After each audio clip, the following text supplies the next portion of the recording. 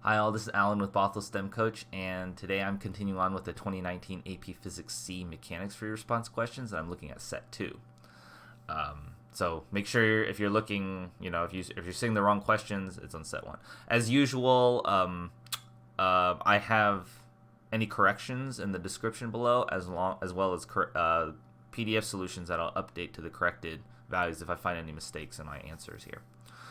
So a toy rocket of mass 0.5 kilograms starts from rest on the ground, is launched upward, experience a vertical net force. The rocket's upward acceleration a for the first 6 seconds given by this equation, where k equals 9, l is 0.25, and t is the time in seconds. At t equals 6 seconds, the fuel is exhausted, and the rocket is under the influence of gravity alone. Assume air resistance and the rocket's change in mass are negligible. I first read this, I was like, ooh, I was wondering if they're going to make you deal with the change in mass. Because when you guys deal with change in momentum, mass is constant, but really in a rocket, a non-negligible amount of the mass is actually reduced in a real rocket, and you should have to account for that. And you could think about how that would affect your results. So calculate the magnitude of the net impulse exerted on the rocket from t equals. So net impulse in general is just integral of f dt. So I'm going to integrate from 0 to 6 seconds. F is equal to ma. So it's m times a, which is k minus lt squared dt. Oh, that looks like a mess. Just leave that as k. Okay. K and L are constant, and M are constant also. So this is just M times KT minus 1/3 LT. Oops, there's an M times all of this. And I'll take care of that. LT is equal to 0 to 6. So this is M is 0.5. K is 9. T is 6 minus 1/3 times 0.25 times 6 cubed. And I'll just use my calculator for that. I'm not going to bother pulling up the calculator like I do on other more complicated problems, because if I make a mistake here, it's fine. 18, and then Newton seconds, I guess.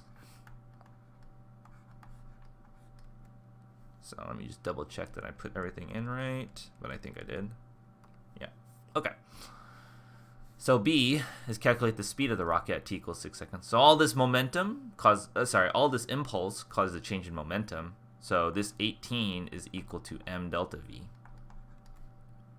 Change in momentum. Mass is 0.5 kilograms.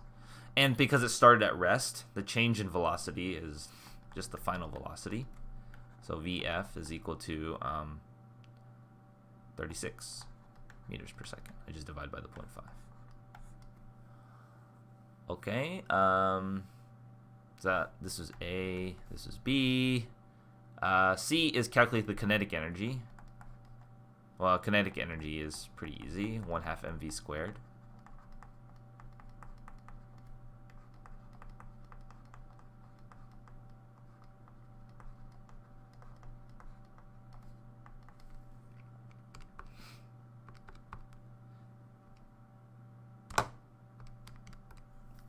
(324 joules). Double I is calculate the change in gravitational potential energy of the rocket Earth system for t equals 0 to 6 seconds.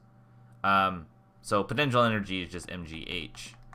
We're going to assume that this rocket didn't go very far. So I'm not going to use the potential energy equation that integrates, because then I would have to use the radius of Earth and stuff. And we're just assuming it's a toy rocket. It probably didn't go that far.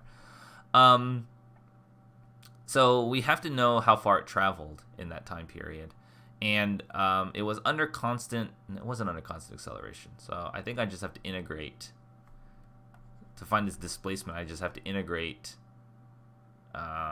velocity from 0 to 6. So I need to solve for v of t, I think.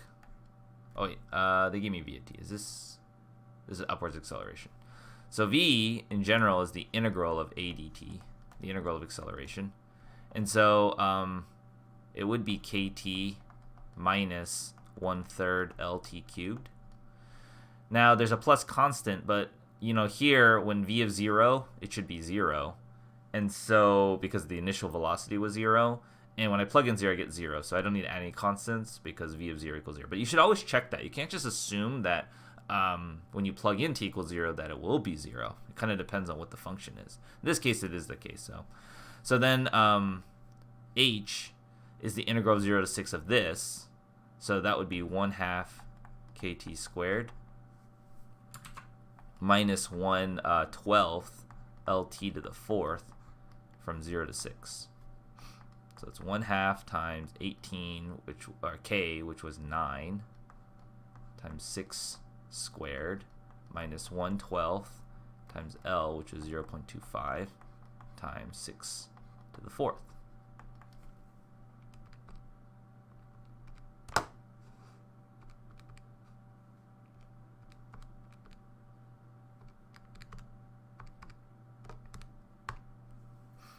$135 meters. Okay, oops, 135 meters. Okay, and you might box that in, but they actually, I forgot, I need to remember they asked for potential energy.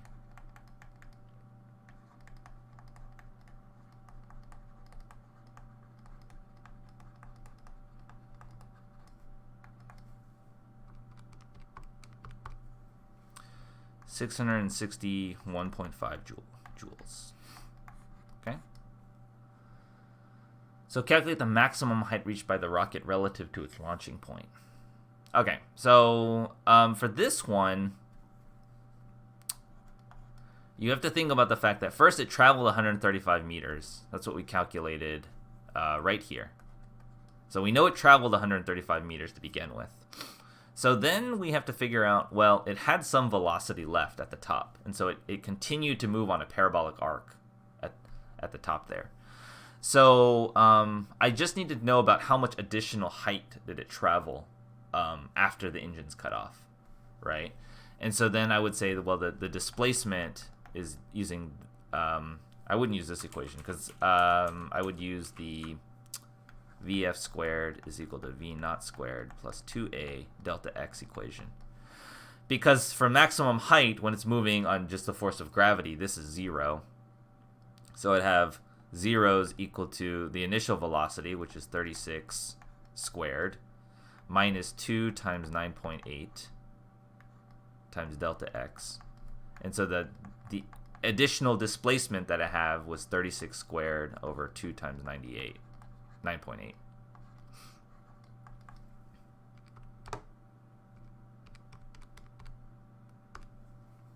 And that's 66, I'll just say 66 meters. It's 66.1 meters.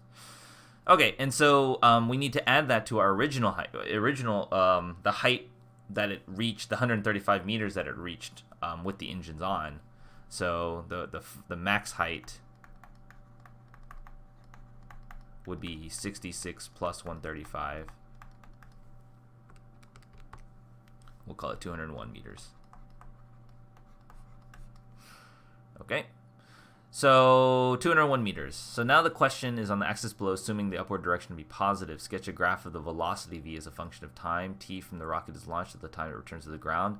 T top represents the time the rocket reaches maximum height. Explicitly label the maxima. Oh, so they wanted a plot of velocity. I think I had plotted this wrong, or I was confused. Yeah. So the velocity at time t, we had this equation, was kt minus 1/3 lt cubed. Oh, no, maybe I did this right. So it's kind of a cubic function. Well, so let's kind of see, for the first 6 seconds, it goes from 0 to 36. So I'm going to say it like goes, let's see, it starts decreasing. So we'll say here, it's 36 meters per second. Top maximum height. So so here it's 36 meters per second, right at the top here. Then the then the engine's cut off, and so it's going to start decreasing, and it's going to hit 0 right when it hit the maximum, right? because that's what we found right at the maximum. So this here is 36 meters per second. I think I confused this. I don't remember what I was plotting. My solutions are messed up, but I will fix those shortly. And then the velocity will just continue downward in a parabolic trajectory like that. So I don't know if it's 0 and then it begins decreasing at a constant. Oh, no. It'll decrease at constant rate. I don't know what I'm doing. What am I doing? Because at the top, it's just going to go down like a straight line. I don't know what I'm trying to, see, this is where I'm getting confused. I keep drawing position, but it's not position. I want velocity. So let me erase all this. So at the here, I hit my 36 meters per second, this kind of cubic function, and it's just going to go straight down. I can try to draw this. It's actually really hard to draw this thing straight line. I'll just use a tool just to make it nice and neat.